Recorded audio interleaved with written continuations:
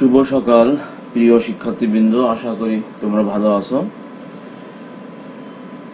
আজকের ক্লাসে তোমাদেরকে স্বাগত জানাচ্ছি। আমি খন্দকার আবুল বাশার। গতিবিদ্যার উপর আমি গত 2 তারিখে, সম্ভবত 3 মে ছিল তারিখটা, আমি একটা ক্লাস নিয়েছি। সেখানে সমতলে বস্তু কণার গতির উপরে গুরুত্বপূর্ণ কিছু সমস্যার সমাধান আমরা করেছিলাম। ওই ধারাবাহিকতা রক্ষা করে আজকে আমরা ওই একই বিষয়ের উপর আরো কিছু অঙ্ক করব। তাহলে আমার মনে হয় এই অধ্যায় থেকে আমরা যথেষ্ট পরিমাণ অঙ্ক করতে সক্ষম হব এবং এই অধ্যায় আর করতে হবে না। অর্থাৎ আজকে এই অধ্যায়ের উপর আমার শেষ লেকচার হবে। পরবর্তী লেকচারে আমরা অন্য অধ্যায় থেকে আলোচনা করব। তাহলে আশা করি তোমরা আজকের লেকচারটা অনেক গুরুত্ব দিয়ে, মনোযোগ দিয়ে তোমরা অংশ নেবে ক্লাসে। তো চলো আমরা শুরু করি। আজকের ক্লাসের প্রথম অঙ্ক আমরা দেখে নেই। তোমরা স্ক্রিনে দেখতে পাচ্ছ, একটি টাওয়ারে চূড়া হতে এক খণ্ড পাথর x মিটার নিচে নামার পর অপর এক খণ্ড পাথর চূড়ার y মিটার নিচ হতে ফেলে দেওয়া হলো।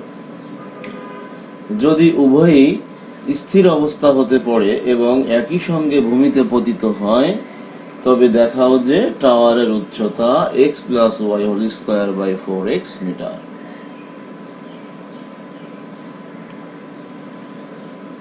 প্রিয় শিক্ষার্থীবৃন্দ, অঙ্কটি তোমরা পড়েছো, আমি পড়েছি। তোমরা যা করবে প্রথমে সেটা হচ্ছে অঙ্কটা পড়ার পর তোমরা বুঝে নেবে যে এখানে কি তথ্য দেওয়া আছে। কারণ আমরা জানি যে আমরা ফর্মুলা ইউজ করি কোনটা, যে S = ut + ½ এখানে যেহেতু উপর থেকে পড়তেছে, সেখানে ত্বরণ f এর জায়গায় g আসবে, চিহ্ন ধনাত্মকের জায়গায় ঋণাত্মক আসতে পারে, তাই না? তো এই প্রেক্ষাপটে আমাদের চিন্তা করতে হবে যে এখানে কি তথ্য দেওয়া আছে। প্রশ্নটা যদি একটু বড় হয়, বক্তব্য যদি বড় হয়, তাহলে আবার দ্বিতীয়বার প্রয়োজন তৃতীয়বার পরে মানগুলো বুঝে নেবে যে কি কি মান দেওয়া আছে। তো আমরা যেটা লক্ষ্য করলাম সেটা হচ্ছে এখানে একটি টাওয়ারের উপর থেকে এক খণ্ড পাথর ফেলে দেওয়া হচ্ছে। এরপরে আর এক খণ্ড পাথর, অর্থাৎ দ্বিতীয় আর এক টুকরা পাথর, সেটাও ফেলা হবে। কখন ফেলা হবে? এক খণ্ড পাথর প্রথম যে টুকরাটা আমরা ফেললাম, এইটা যখন x মিটার নিচে নেমে গেল, এরপরে আমরা অপর এক খণ্ড পাথর চূড়ার y মিটার নিচ হতে, একদম চূড়ার উপর থেকে না। তার মানে আমরা এখানে লক্ষ্য করতেছি যে দুটি পাথর টুকরা একই স্থান থেকে ফেলা হচ্ছে না। প্রথম টুকরা ফেলা হচ্ছে পাথর চূড়ার উপর থেকে স্থির অবস্থায়, আর দ্বিতীয় টুকরা ফেলা হচ্ছে চূড়ার থেকে y মিটার নিচে। আর প্রথম টুকরা পাথর যখন x মিটার নিচে নেমে গেল, এরপরে ফেলা হলো। তাহলে আমরা দুইটা পাথর টুকরা কোন অবস্থান থেকে ফেলা হলো সেটা আমরা নিশ্চিত হলাম, যে প্রথম টুকরা চূড়া থেকে, দ্বিতীয় টুকরা চূড়া থেকে y মিটার নিচ হতে। আর দ্বিতীয় টুকরা ফেলা হলো প্রথম টুকরা পাথর যখন চূড়া থেকে x মিটার নিচে নেমে গেল তখন। এখন পরবর্তী তথ্য হচ্ছে যদি উভয় স্থির অবস্থাতে হতে পড়ে, অর্থাৎ উভয়ের গতিবেগ শূন্য অবস্থা থেকে নিচে পড়া শুরু করলো, তো একই সঙ্গে ভূমিতে পতিত হয়। তারা কিন্তু ভূমিতে একই সাথে পতিত হয়েছে। তাহলে আমাদেরকে দেখাতে হবে যে টাওয়ারের উচ্চতা x + y² / 4x। অঙ্কটা কিন্তু অনেক ইম্পর্টেন্ট। আমরা দেখতে পাচ্ছি যে বেশ কিছু পরীক্ষায়, ফাইনাল এক্সাম, সে পরীক্ষাগুলোতে বিভিন্ন board, Dinajpur board, Dhaka board, বিভিন্ন বোর্ডের প্রশ্ন। তো যাই হোক, এত কোন বোর্ডের প্রশ্ন এটা বড় কথা নয়, প্রশ্নটা গুরুত্বপূর্ণ এবং এটা আমাদের কাছে শিখতে হবে। তো চলো আমরা শুরু করি। প্রথমে আমরা একটু ছবি আঁকবো, কারণ আমরা বুঝেছি যে চূড়ার একই জায়গা থেকে এটা ফেলা হবে না। আমরা এই যে ছবিটা স্ক্রিনে দেখা যাচ্ছে, এই ছবিটা এ বিন্দু হচ্ছে সেই চূড়া যেখান থেকে প্রথম টুকরা পাথরটা ফেলা হলো। এই এ বিন্দু থেকে যখন পাথর টুকরা সি বিন্দুতে এক্স মিটার নিচে পৌঁছালো, তখন দ্বিতীয় পাথর টুকরা ফেলানো হলো কোথা থেকে? চূড়া হতে ওয়াই মিটার নিচে, সেখান থেকে দ্বিতীয় টুকরা পাথর ফেলে দেওয়া হলো, অর্থাৎ ডি বিন্দু থেকে ফেলে দেওয়া হলো। তার মানে ডি বিন্দুতে দ্বিতীয় টুকরা পাথর গতিবেগ ছিল শূন্য থেকে শুরু করলো, আর এ বিন্দু থেকে প্রথম পাথর টুকরা ফেলানোর পর সি বিন্দু যেটা এক্স মিটার নিচে অবস্থিত, এখানে আস্তে আস্তে কিন্তু গতি অনেক হয়ে গেছে, অর্থাৎ ত্বরণ অভিকর্ষজ ত্বরণ জি এর প্রভাবে নামছে এ থেকে সিতে, এখানে কিন্তু তার গতি অনেক, শূন্য নয়। শূন্য ছিল এ বিন্দুতে, সি বিন্দুতে অবশ্যই গতি প্রাপ্ত হয়েছে। তার মানে আমরা সি বিন্দুতে তার গতি কেমন ছিল সেটা কিন্তু জানতে চাইতে পারি, তাই না? তা চলো আমরা ছবিটা দেখে মোটামুটি বুঝে ফেললাম যে আমরা কি কি ফর্মুলা প্রয়োগ করব, এবং পাথর টুকরা দুইটা কিন্তু একসাথে বি বিন্দুতে এসে পৌঁছাইছে। আর সেকেন্ড ব্র্যাকেট দিয়ে যে জিনিসটা বোঝানো হচ্ছে সেটা হচ্ছে এ থেকে ডি পর্যন্ত উচ্চতা হচ্ছে ওয়াই, আর ডি থেকে বি অর্থাৎ ভূমি যে বিন্দুতে দুইটা পাথর টুকরা একসাথে পড়েছে, ডি থেকে বি এর দূরত্ব হচ্ছে এইচ মাইনাস ওয়াই। এইচটা কি? এইচটা হচ্ছে এই টাওয়ারের উচ্চতা, অর্থাৎ এ বি হচ্ছে এইচ। সুতরাং এইচ থেকে যদি ওয়াই আমরা বিয়োগ করে দেই তাহলে আমরা ডিবির দূরত্ব পাই। তাহলে আশা করি তোমরা বুঝে গেছো যে এখানে আমরা কি ধরনের উচ্চতা নির্ণয়ের সাথে সাথে আমরা দূরত্ব বা উচ্চতা বিষয়ক আরো কিছু মেজারমেন্ট আছে, সেটা কি হতে পারে সেটা তোমরা বুঝে গেছো।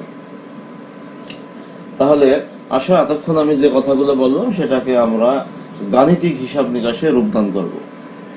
তো এক্স দূরত্ব পতনের পর বেগ ভি হলে, ওই যে আগেই বলেছি যে এ থেকে ডি তে সি তে চলে আসছে প্রথম পাথর টুকরা, তাহলে সি বিন্দুতে অবশ্যই তার গতিবেগ 0 থেকে অভিকর্ষজ ত্বরণের প্রভাবে বেড়েছে। কতটুকু বেড়েছে? আমরা সূত্র প্রয়োগ করে পাচ্ছি যে ভি স্কয়ার সমান ইউ স্কয়ার প্লাস 2gx। তো ইউ তো আদিবেগ শূন্য অবস্থা থেকে শুরু করেছে পতন, সুতরাং আমরা এখানে বলতে পারি যে ভি সমান 2gx। 0 কে আমরা নেগলেক্ট করে ফেললাম, মনে মনে আমরা এক লাইন স্কিপ করলাম, সুতরাং আমরা লিখতে পারি v is equal to √2gx। এখন প্রথম টুকরা পাথর সি বিন্দুতে নেমে আসছে, এখন আসলে আমরা দ্বিতীয় টুকরা পাথরের হিসাব করি। এই একই সময় দ্বিতীয় পাথরের বেগ 0 ছিল। প্রথম পাথরটা যখন √2gx বেগ প্রাপ্ত হয়েছে, সেই মুহূর্তে কিন্তু দ্বিতীয় টুকরা পাথর যা ডি বিন্দুতে অবস্থিত, এইখানে তার গতিবেগ 0। মনে করি ওই সময় হতে টি সময় পরে তারা মাটিতে পড়ে, অর্থাৎ দ্বিতীয় পাথর টুকরা যে মুহূর্তে পড়া শুরু করলো, এরপরে টি সময় চলে গেল, এই মুহূর্তে টি সময় পরের মুহূর্তটাই হচ্ছে দুইটা পাথর খণ্ড একসাথে মাটিতে পড়া। তাহলে টাওয়ারের উচ্চতা তো এইচ আমরা আগেই বলেছি, আমরা যে ছবি এঁকেছি সেখানে এইচ ধরেছি, তাই না? তাহলে টাওয়ারের উচ্চতা যদি এইচ হয়, সেই ক্ষেত্রে আমরা কি লিখতে পারি? প্রথম পাথরের ক্ষেত্রে এইচ মাইনাস এক্স, অর্থাৎ উচ্চতা ছিল টোটাল এ বি সমান এইচ। অলরেডি প্রথম টুকরা পাথর এক্স দূরত্ব অতিক্রম করে সি বিন্দুতে চলে আসছে, তাহলে এখন আমরা ক্যালকুলেট করব সি থেকে বি তে আসতে সে তার এই গতিপথটুকু আমরা বিবেচনায় নেব। সুতরাং এই আমরা চিত্র হতে বুঝতে পারছি যে এই CB is equal to H minus X. তাহলে আমরা এখানে লিখতে পারি ফর্মুলা অনুসারে যে আদিবেগ ইন্টু সময় প্লাস হাফ ইন্টু ত্বরণ ইন্টু সময় স্কয়ার। অর্থাৎ এখন আদিবেগ তো সি বিন্দুতে প্রথম পাথর টুকরার ছিল √2gx, তাহলে আমরা বলতে পারি h minus x is equal two √2gx into T plus half gt square. এটাকে আমরা 1 নম্বর সমীকরণ হিসেবে রেখে দিলাম। চিহ্নিত করলাম 1 নং সমীকরণ হিসেবে। এবার আসো দ্বিতীয় পাথরের ক্ষেত্রে হিসাবটা কেমন হয়।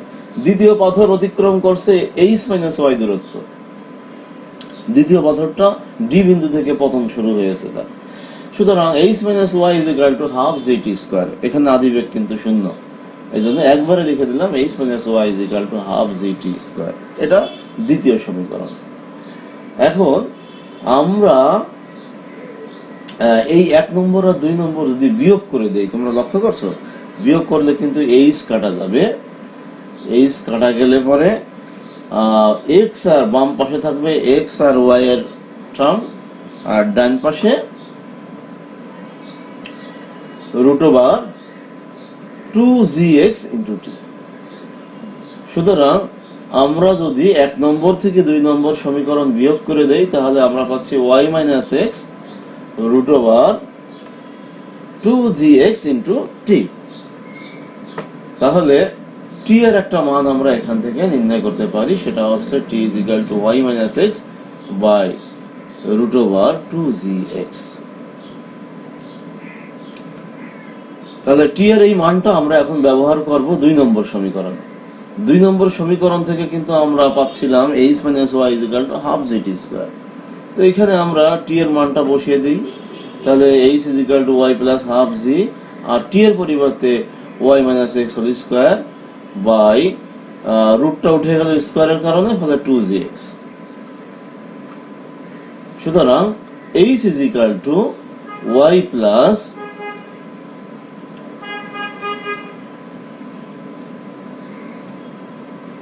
দেখো হাফ এবং 2gx। তাহলে আমরা এটাকে g তো উপরে নিচে বিপরীত রাশি কেটে গেল, আর 2 × 2 is equal to 4x। তাহলে নিচে আমরা পাচ্ছি 4x আর উপরে y - x হোল স্কয়ার।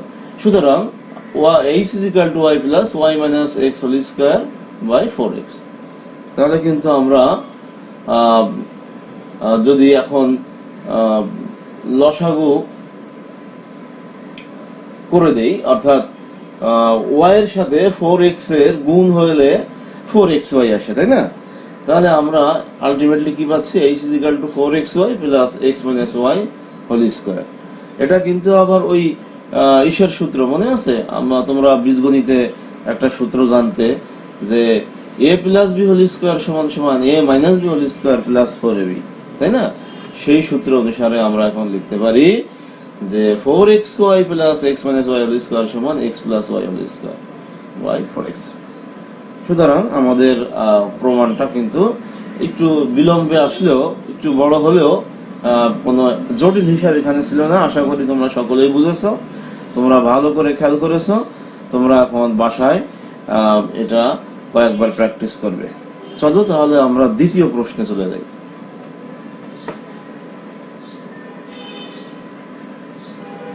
এইখানে ছোট ছোট একই প্রেক্ষাপটের উপর 3টা প্রশ্ন আছে। তো আমি দুটো করব, ক খ, এই দুটা করব, আর তোমরা গ করবে। যদিও ক খ করার পর গ করা কোন চ্যালেঞ্জ হবে না, খুবই সহজ ব্যাপার হবে। তারপর আমি চাই যে আমি দুটো করার পর তোমরা একটা করবে। তো চলো দেখি প্রশ্নটা কি বলছে, আগে ভাষাটা বুঝে নেই। একটি শূন্য কূপের মধ্যে একটি ঢিল ফেলার 30 সেকেন্ড পরে কূপের তল দেশে ঢিল পড়ার শব্দ শোনা গেল। যদি শব্দের বেগ v এবং কূপের গভীরতা h হয়, তাহলে প্রমাণ করো যে t is equal to √2h/g plus h/v। এটা প্রথম প্রশ্ন, এটা আমি করব, তোমরা জাস্ট খেয়াল করবে। দ্বিতীয় প্রশ্ন খ, 2h minus gt square into v square plus 2hgtv is equal to h square g। এটা দ্বিতীয় প্রশ্ন, এটা আমি করব। আর তৃতীয়টা তোমরা করবে, কূপের গভীরতা নির্ণয় করবে, যেখানে হিন্টস হিসেবে বলা আছে যে h/v এটা খুবই ক্ষুদ্র রাশি, এটাকে অগ্রাহ্য করা যায়। যাই হোক, এটা হিন্টস। তাহলে আসো আমরা শুরু করি। প্রথম প্রশ্নটা খুব বড় হবে না, ছোট একটা প্রশ্ন। তলদেশে পড়তেছে, পড়ার পর কিন্তু শব্দ উৎপন্ন হলো, সেই শব্দ আবার শব্দের একটা নির্দিষ্ট বেগ আছে, সমবেগে উপরে চলে আসবে। তো চলো আমরা দেখি এখানে সাধারণ যে হিসাব নিকাশ সেটা সূত্র ব্যবহার করে করি।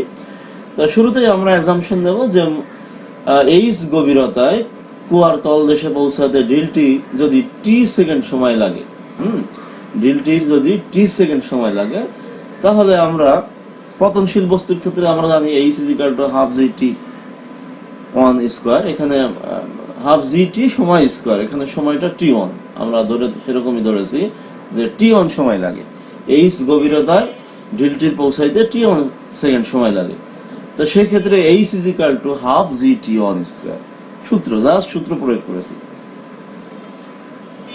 এখান থেকে আমরা টি ওয়ান এর মান অর্থাৎ সময় নির্ণয় করে রাখলাম। সেটা কি? পৌঁছাতে সময় লাগলো কত? √2h/g। তাহলে আমরা একটা সিদ্ধান্তে পৌঁছাইতে পারলাম বা একটা বিষয় জানতে পারলাম, সেটা হচ্ছে যে ঢিলটা মাটিতে কুয়ার তলদেশে পৌঁছাইতে সময় নিয়েছে √2h/g সেকেন্ড। আচ্ছা, এবার যখন ঢিলটা পৌঁছালো শব্দ উৎপন্ন হলো। এবার শব্দ কিন্তু আবার সেই এইচ উচ্চতায় উপরে দর্শকের কানে পৌঁছাবে। তাহলে আমরা এখন এইভাবে বলতে পারি যে কুয়ার তলদেশ হতে ড্রিলটি পড়ার শব্দ কুয়ার উপরে আসতে যদি t2 সেকেন্ড সময় লাগে, তাহলে t2 = h/v। এটা সমবেগ, তাই না? শব্দের বেগ সমবেগে চলে আসছে দর্শকের কানে যে কুয়ার উপরে আছে। সুতরাং বলা যায় t2 = h/v। Just s = vt সূত্র, যেখানে t = s/v, তাই না? এখানে s = h বা উচ্চতা। তাহলে আমরা t1 আর t2 পেয়ে গেলাম। তাহলে মোট সময় পাথরটা যাবে, উৎপন্ন শব্দ দর্শকের কানে আসবে, শ্রোতার কানে আসবে। সুতরাং এই t1 আর t2 যোগফলই আছে মোট সময়। সুতরাং আমরা এখন বলতে পারি অতএব নির্ণয় সময় t = t1 + t2 বা t = √2h/g + h/v। সুতরাং প্রথম সমস্যার সমাধান একেবারেই স্বাভাবিক সাধারণ সমাধান আমরা করতে পারলাম, যা সবারই বোধগম্য, কোনো জটিলতা নেই। তাহলে আমরা দ্বিতীয় প্রশ্নের উত্তরটা দেই, খ। সেখানে একটি রাশির প্রমাণ চেয়েছে। তো এখন এই প্রমাণটা করতে গেলে আমরা শুরু করব টি থেকে, যে টি সমান আমরা কি পেয়েছি, অর্থাৎ মোট সময় t = যা আমরা প্রথম প্রশ্ন ক যার উত্তর দিলাম সেখান থেকে পাচ্ছি t = h/v + √2h/g। এখন যদি আমরা রুট আছে যে পার্টের উপর, সেই পার্টটাকে বাম পাশে আর বাদ বাকি দুইটা পার্টকে ডাইন পাশে, সুতরাং আমরা লিখতে পারি √2h/g = t - h/v। এখন উভয় পক্ষকে আমরা বর্গ করব। উভয় পক্ষকে বর্গ করলে পরে বাম পাশ থেকে রুট উঠে গেলে 2h/g = t² - 2ht/v + h²/v²। এটা 1 নম্বর সমীকরণ হিসেবে যদি আমরা রেখে দেই, তাহলে 1 নম্বর কেন লিখে রাখলাম? কারণ যদি আমরা ওই যে তৃতীয় যেটা আমি বলেছি, তো গ নম্বর প্রশ্নের উত্তর তোমরা দিবে, এটা তোমাদের হোমওয়ার্ক। সুতরাং সেটার জন্য আমরা এখানে 1 নম্বর হিসেবে এটাকে মার্কিং করলাম। আদারওয়াইজ 1 নম্বর হিসেবে এখানে মার্ক করার কোনো দরকার ছিল না। তাহলে 1 নং হতে পাই 2hv² = gv²t² - 2hgtv + gh²। এখানে আমরা কি করছি একটু খেয়াল করো। আমরা এই ডান পক্ষ আর বাম পক্ষ, 1 নং সমীকরণের ডান পক্ষ আর বাম পক্ষ অর্থাৎ উভয় পক্ষকে আমরা v²g দ্বারা গুণ করেছি। v²g দ্বারা গুণ করলে অবশ্যই বাম পাশে পাবো 2hv², g কেটে যাবে, = t² এর সাথে v²g গুণ হবে। সুতরাং gv²t² - 2hgtv। যেহেতু v একটা নিচে আছে, তাই v² এর সাথে v এর হিসাব নিকাশ হলে v উপরে গুণ হবে। Plus GH square. সুতরাং আমরা ভি স্কয়ারকে কমন নেওয়ার উদ্দেশ্যে এখন ভি স্কয়ার আছে দুইটা রাশিতে, সেই দুইটা রাশিকে আমরা বাম পাশে নিয়ে যাব, গিয়ে ভি কমন নেব, ভি স্কয়ার কমন নেব। 2h ভি স্কয়ার বাম পাশে আছে এবং ডান পাশ থেকে জি ভি স্কয়ার টি স্কয়ার বাম পাশে আসলে মাইনাস হয়ে যাবে। সুতরাং আমরা এখানে একটা লাইন গ্যাপ দিয়েছি, এখানে আমরা ভি স্কয়ার কমন নিলে পাচ্ছি 2h মাইনাস জি টি স্কয়ার। আর ডান পাশে থেকে আর একটা রাশি ছিল 2hgtv, সেটাকে আমরা বাম পাশে নিয়ে আসলাম, ফলে মাইনাস 2hgtv কে বাম পাশে নিয়ে আসার কারণে সেটা প্লাস 2hgtv পরিণত হলো। আর ডান পাশে একটা রাশি থেকে গেল, সেটা হচ্ছে h স্কয়ার জি। তাহলে আমরা সবসময় প্রমাণের উপর লক্ষ্য রেখে এই বাম পাশের রাশিগুলোকে সাজাই। তাহলে আমরা যেহেতু ডাইন পাশে তোমরা লক্ষ্য করেছো যে GH স্কয়ার ছিল, আমরা কিন্তু পরবর্তীতে লিখছি h স্কয়ার জি, অর্থাৎ এটা প্রমাণের জন্য আমরা এগুলো করে থাকি। প্রমাণ যেভাবে চাই আমরা সেইভাবে রাশিকে উপস্থাপন করি। তো 2 নম্বরটা কিন্তু প্রমাণিত হয়ে গেল। তখন বেশ কিছু প্রশ্নের সমাধান এবং তার টেকনিক কিভাবে সমাধান করা যায় তোমরা লক্ষ্য করেছো।